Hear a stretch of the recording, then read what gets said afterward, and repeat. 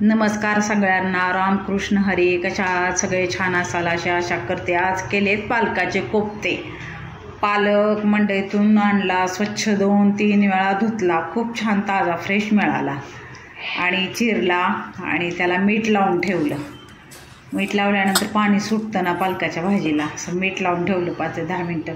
मग कांदा, लसूण, आलं, हिरव्या मिरच्या व्यवस्थित सगळं करून घेतलं. मिक्सरमध्ये कांदा, लसूण, हिरवी मिरची, आलं ओबडधोबड बारीक करून घेतलं, जास्त नाही बारीक केलं.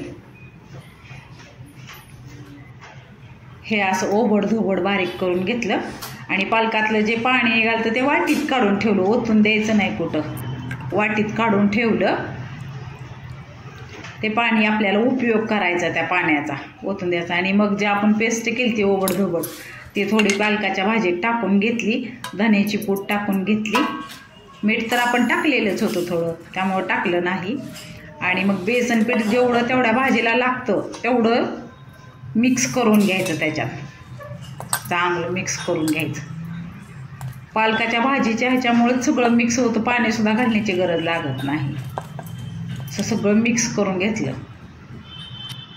थोडा तेलाचा हात घेतला आणि असे गोल कोफ्ते, पालकाचे कोफ्ते म्हटलं तरी चालेल, असे छोटे छोटे छोटे बॉल्स करून घेतले.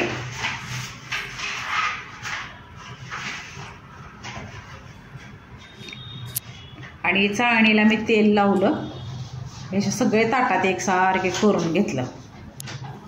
चाळणीला तेल लावलं आणि मग सगळे कोफ्ते त्याच्यात छान असे ठेवले वाफवण्यासाठी.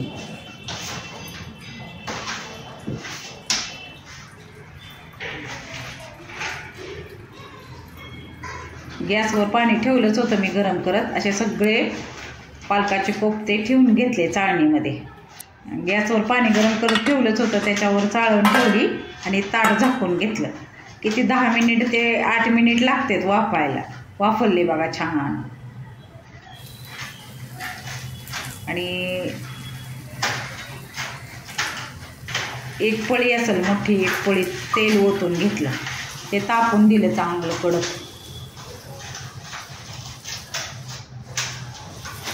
जिरे, मोहरी, कढीपत्ता थोडा आणि जी पेस्ट केली ना आपण, कांदा, लसूण, हिरवी मिरची, आलं, ते टाकून घेतली. बारीक गॅसवर चांगलं परतून घ्यायचं. हे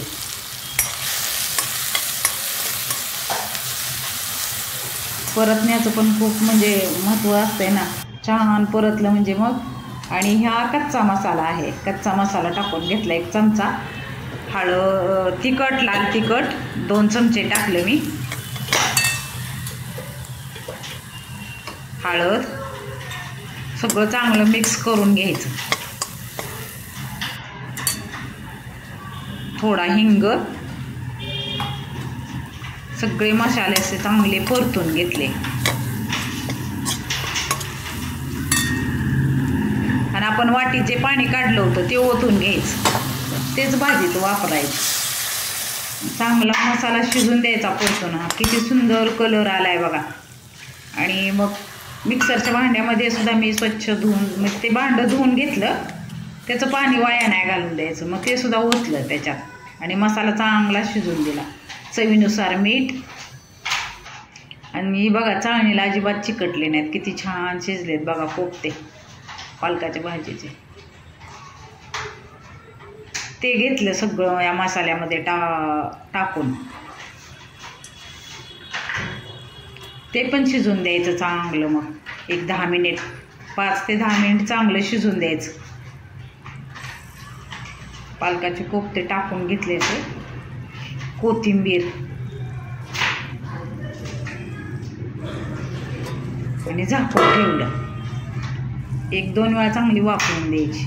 हे बघा सगळे मिक्स झाली अशी भाजी. जे सगळा मसाला आहे ना त्या कोफ्त्यांमध्ये, मग छान टेस्ट येते. त्या कोफ्त्यांमध्ये सगळा मसाल्याचा अर्क उतरतो. कलर पण किती सुंदर आलाय बघा. असे शिजले. आता काढून घेते वाटीमध्ये.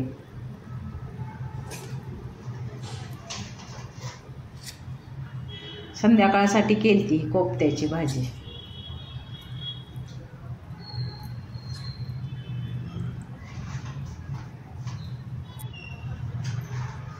अशी कोफ्त्याची भाजी तयार झाली बघा शिजून.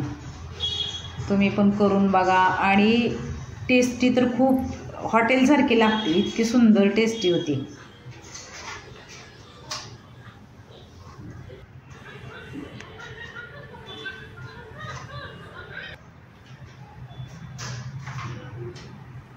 पालक तर आरोग्यासाठी खूप चांगलाच आहे.